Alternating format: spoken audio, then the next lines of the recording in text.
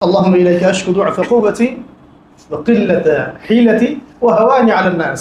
আর মানুষ যে আমাকে চতুর্দিক থেকে পাথর মারলো, এই যে হালত, মানুষের কাছে আমার যে অক্ষমতা, এটা আল্লাহ আমি তোমার কাছে পেশ করতেছি। এই দোয়া করতেছেন নবী সাল্লাল্লাহু আলাইহি ওয়াসাল্লাম তায়েফের আঙ্গুর বাগানে বসে। আল্লাহুম্মা ইলা মান তাকিলুনি, আল্লাহ তুমি আমাকে কার হাতে ন্যস্ত করলা? ইলা আদুমিন বাঈদিন ইয়াতাহাজ্জামুনি, আমাকে এত দূরে এনে এমন এমন শত্রুদের হাতে আমাকে সোপর্দ করলা যারা চতুর্দিক থেকে আমাকে পাথর মারছে। তোমার ভাষাগুলো দেখেন। আমি ইলা করিবিন মাল্লাকতাহু আমরি, নাকি আপনি আমার আপনজনদের কাছে বা আমার কোন আপনজনের কাছে আমাকে ন্যস্ত করেছেন যে আমার মালিক হয়ে গেছে। তারপরে আল্লাহ ইল্লাম তাকুন সাখিতুন আলাইহি ফালা উবালি, যদি এরপরে আল্লাহ আপনি আমার উপর অসন্তুষ্ট না হন, আমার কিছুই যায় আসে না। এটা ছিল সেই দোয়া। আপনার নিরাপত্তাই আমার জন্য কাফি, যথেষ্ট। এই দোয়া করার সাথে সাথেই মালাকুল জিবাল সেখানে আসে, জিবরাইল আলাইহিস সালাম এবং ফেরেশতাদের কি বলবে, পাহাড় পর্বতের ফেরেশতা, মানে জিবরাইল আলাইহিস সালাম আর পাহাড় পর্বত নিয়ন্ত্রণকারী ফেরেশতা। এসে বলা হয়, আপনি আপনার সাথে তায়েফবাসী যা করেছে এটা আমরা দেখেছি, আল্লাহ দেখেছেন। আপনি যদি চান এখনই তায়েফবাসীকে দুই পাহাড়ের মাঝখানে ফেলে পিষে দেবেন। আপনি যদি চান এখনই বলেন, আপনি চাইলে বলেন, আল্লাহ পাক আপনার কথা শুনছেন। নবী সাল্লাল্লাহু আলাইহি ওয়াসাল্লাম বলছেন যে বাল আরজু, বরং আমি এই আশা করি যে আয়াখরুজুল্লাহ মিন আসলাবিহিম কওমুন, আল্লাহ পাক তাদের ঔরস থেকে এমন সন্তান নিয়ে আসুক, এরা তো শোনেনি কথা, এমন সন্তান নিয়ে আসুক আল্লাযীনা ইয়াবুদুনাল্লাহ ওয়া লা ইউশরিকুনা বিহি শাইআ, এমন একটা ঔরস, এমন একটা প্রজন্ম আল্লাহ পাক নিয়ে আসুক তাদের ঔরস থেকে, যে প্রজন্মের সন্তানেরা আল্লাহর ইবাদত করবে, তার সাথে কাউকে শরীক করবে। বদদুয়া তিনি করেনই নাই, বরং কি করছেন, উল্টা দোয়া করছেন। পরে তায়েফবাসীর সাথে মক্কা বিজয়ের পরে আবার যুদ্ধ হয়েছে, অবরোধ করা হয়েছে, তারপরে গিয়ে তার ইসলাম কবুল করছে। এখানে যায়েদ ইবনে হারেসা রাদিয়াল্লাহু আনহুর ভূমিকাটাও দেখেন। এটা হলো সম্পর্ক, এটা হলো দুনিয়া আখিরাতের বুঝ, এটা হলো হাকিকতের বুঝ। তারা আল্লাহকে চিনতেন, দুনিয়াকে চিনতেন, রাসূলকে চিনতেন, তারা সত্য দেখেছেন স্পষ্টভাবে, সেই পথের প্রতীক ছিলেন। ওই যে উহুদ যুদ্ধের কথা বলছিলাম, সাইয়্যিদুশ শুহাদা শহীদ হয়েছেন সেখানে হামজা রাদিয়াল্লাহু আনহু। সামন থেকে তো মারার তাকে ক্ষমতা ছিল না কারণ। এই যুগেও যারা ইসলামের বড় দায়ী বা মুখলেস মুজাহিদ, মুআল্লিম, মুফতি, মুহাদ্দিস ইত্যাদি বড় বড় মুজাহিদিন, অনেকেই তাদের সামন থেকে মারার শক্তি নেই, ওদের সাহস নাই। এটা বিভিন্ন রকম পিছন থেকে আক্রমণ তারা করে। হামজা রাদিয়াল্লাহু আনহুকে সামনে থেকে মারা যাচ্ছিল, পাহাড়ের আড়াল থেকে লুকিয়ে ওয়াহশী দূর থেকে একটা বর্ষা নিক্ষেপ করে, সেই বর্ষার নাভির নিচ দিয়ে লেগে পিছন দিয়ে বের হয়ে গেছে, একদিক দিয়ে ঢুকে আর একদিকে বের হয়ে গেছে হামজা রাদিয়াল্লাহু আনহু। এই অবস্থাতেও তিনি তরবার উঁচু করে তাকে মারার জন্য সামনে যাচ্ছিলেন, কিন্তু আর পারেন নাই, পড়ে গেছেন।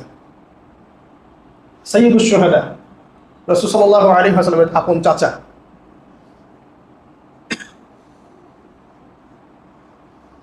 তার লাশটাকে পরে চিরে কলিজা বের করে খাওয়ার চেষ্টা করা হয়েছে।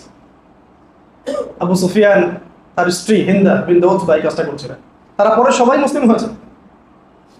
ওই সময়টার কথা চিন্তা করেন। নবী সাল্লাল্লাহু আলাইহি ওয়াসাল্লাম যখন তার লাশকে অবস্থা দেখলেন, দেখার পরে তিনি এত কেঁদেছেন, হামজা রাদিয়াল্লাহু আনহুর লাশকে দেখে বাচ্চাদের মতো হু হু করে কান্না করছে। এত মহব্বত করতেন তার চাচাকে, সাইয়্যিদুশ শুহাদা।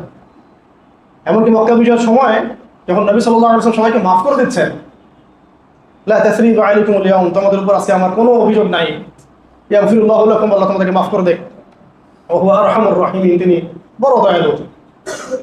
ওই দিনও আল্লাহ রাসূল সাল্লাল্লাহু আলাইহি ওয়াসাল্লাম সাথে রাসূলদেরকে মাফ করেন নাই। আর ওয়াহশী তিনিও আসছেন ইসলাম কবুল করতে। কোন ওয়াহশী? হামজা রাদিয়াল্লাহু আনহুকে হত্যা করছেন, ঠিক আছে? এসে ইসলাম কবুল করতে আসছেন, ইসলাম নবী সাল্লাল্লাহু আলাইহি ওয়াসাল্লাম কবুল করিয়েছেন।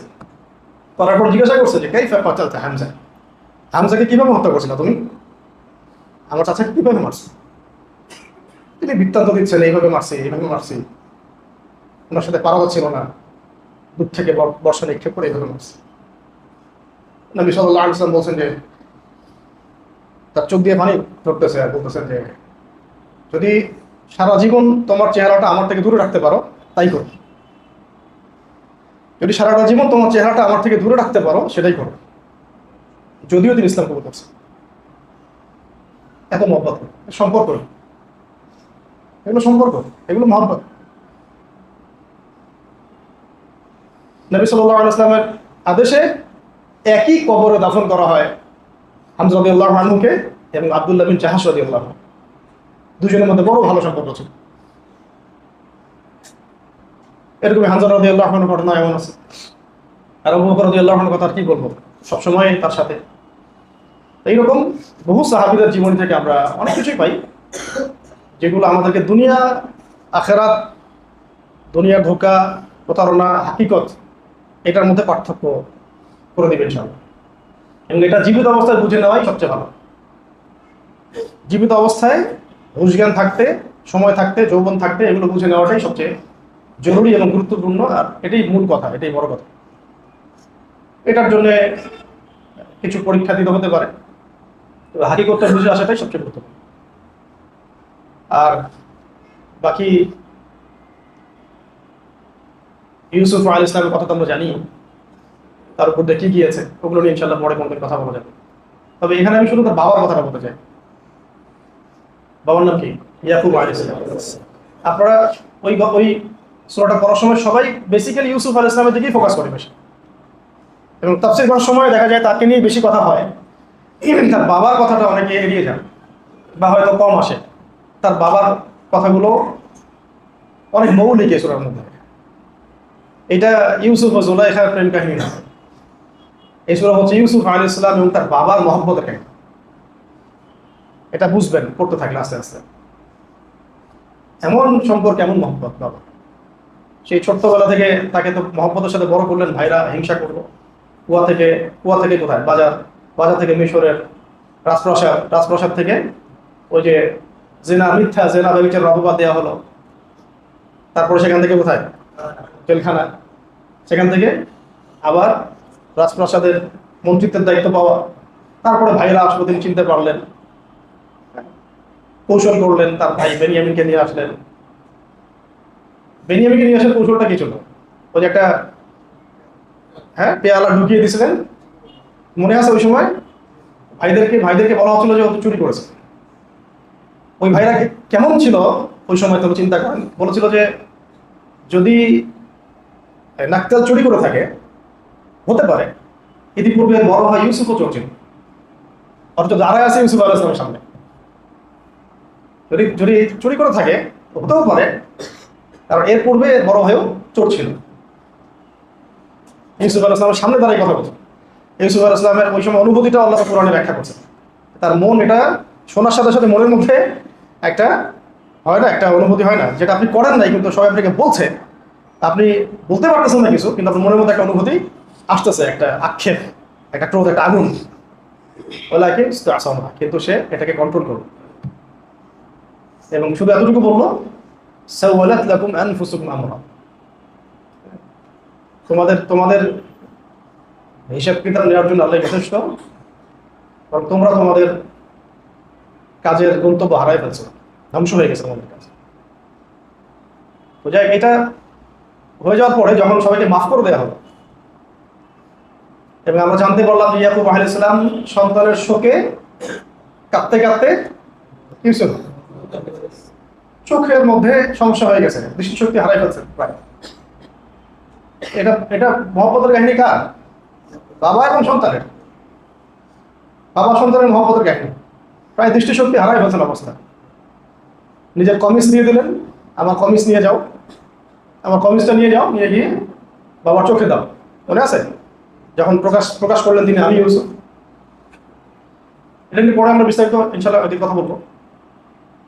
তো দৃষ্টিশক্তি যখন লোপ পেয়ে গেছে তখন তিনি এতটুকু বলেছিলেন যে ইন্নামা আশকু বাসি ওয়া হুজনি ইলাল্লাহ, ইন্নামা আশকু বাসি ওয়া হুজনি ইলাল্লাহ। এই দোয়াটা মুখস্থ করে নিন, ইন্নামা আশকু বাসি ওয়া হুজনি ইলাল্লাহ। নিশ্চয়ই আমি আমার সমস্ত দুঃখ, যন্ত্রণা এবং কষ্টের অভিযোগ এক আল্লাহর কাছে করছি। আর কারো কাছে না। ওয়াইন্নী আ'লামু মিনাল্লাহি মা লা তা'লামুন, আমি আল্লাহর পক্ষ থেকে এমন কিছু জানি যা তোমরা জানো না। ফাসাবরুন জামিল, ফাসাবরুন জামিল, তিনি বলছিলেন উত্তম সবর এটাই আমার কাজ। আল্লাহুল মুস্তাআন আলা মা তাসিফুন, তোমরা যা যা করছো এই সম্পর্কে আল্লাহ পাকই মুস্তাআন, যথেষ্ট। শেষমেশ কি হলো? ইউসুফ আলাইহিস সালাম ফিরে পেল। ফিরে পাওয়ার সেই ঘটনাটা কি ছিল? ও যখন কামিজ নিয়ে আসছে, বহু দূর থেকে রওনা দিয়েছে তারা, মিশর থেকে। এদিকে ইয়াকুব আলাইহিস সালাম বলছিলেন যে ইন্নী লা আজিদু রিহা ইউসুফ, নিশ্চয়ই আমি ইউসুফের ঘ্রাণ পাচ্ছি এখান থেকে। অথচ সবাই জানে ইউসুফ ডেড, তার ভাইকেও খুঁজে পাওয়া যাচ্ছে না। তিনি আশা ছাড়তেছেন না, তিনি বলছেন যে তোমরা যাও, তালাশ করো, আল্লাহ রহমত থেকে নিরাশ হয়েও না। কাফেররাই শুধু আল্লাহ রহমত থেকে নিরাশ হয়। এরপর যখন ইউসুফ আলাইহিস সালামের কমিজকে পাঠানো হচ্ছে, তিনি বলছেন যে আমি অবশ্যই ইউসুফের ঘ্রাণ পাচ্ছি এখান থেকে, আমি অবশ্যই ইউসুফের ঘ্রাণ পাচ্ছি এখান থেকে।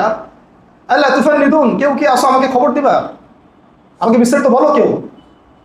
উৎকণ্ঠা তার কাজ করতেছে, উৎফুল্ল হয়ে উঠতেছেন তিনি। আর তার পাশে যারা ছিল তারা বলছে আপনি আপনার ওই আগের প্রাচীন যে মানে একটা ভ্রম, ইউসুফ এখনো বেঁচে আছে, এটা এই যে আশা, আপনি ওই ওই বিষয়ের মধ্যেই পড়ে আছেন এখন। কোথায় ইউসুফ? ইউসুফ তো নাই। তিনি বলছেন না, আমি ইউসুফের ঘ্রাণ পাচ্ছি, আমাকে বলো কেউ আসছে কিনা। ঠিকই দেখা গেল ইউসুফ আলাইহিস সালামের কমিজ চলে আসলো। তখন উনি বলে আমি বলছিলাম না তোমাদেরকে, আমি জানি তোমরা তো জানো না। চোখের মধ্যে রাখা হলো, দৃষ্টিশক্তি ফিরে পেলেন। এবং এরপরে বাবা পুরো পরিবার সহ মিশরে চলে গেলেন তারা। এবং ওই যে এই রাজপ্রাসাদে ঢুকে সিংহাসনে বসা, সবাই সেজদা করা, ওই যে স্বপ্নের ব্যাখ্যা ছিল এটাই। ওই যে সূর্য চন্দ্র 11টা তারা সেজদা করছে। এগুলো ইনশাআল্লাহ আরেকদিন বিস্তারিত কথা হবে। এখানে মূল বিষয়টা হচ্ছে যে ছেলে এবং বাবার মহাব্বত, তাওয়াক্কুল, সবর এবং আল্লাহর কাছে ফেয়ার থাকা।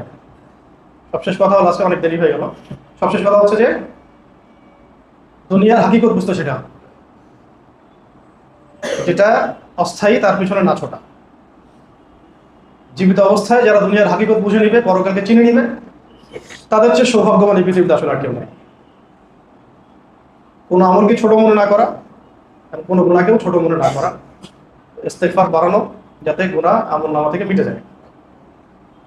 আর যেহেতু আমরা সাহাবীদের এই ঘটনাগুলো জানলাম, তাদের কাছে সবচেয়ে গুরুত্বপূর্ণ ছিল দিন। এই দিনের জন্যই নিজেদের যা আছে, জান মাল, আমাদের সময় শ্রম, এইগুলোকে ওয়াকফ করে দেওয়া, আশা করা যায় 60, 70, 80 বছর, সর্বোচ্চ কত বছর বাঁচবেন? 100 বছর। এরপরের চিরস্থায়ী জীবনটা ভালো হবে। এইটাই, মাঝখানে বহু চড়াই উতরাই,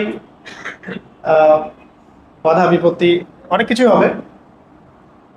আমরা নবীদের জীবনী থেকে, সাহাবীদের জীবনী থেকে, বাস্তবতার আলোকে মাজলুম হলেও জালেম যেন না হয়, আর হকের উপর থাকি, আর সবর করি। সবরুন জামিল।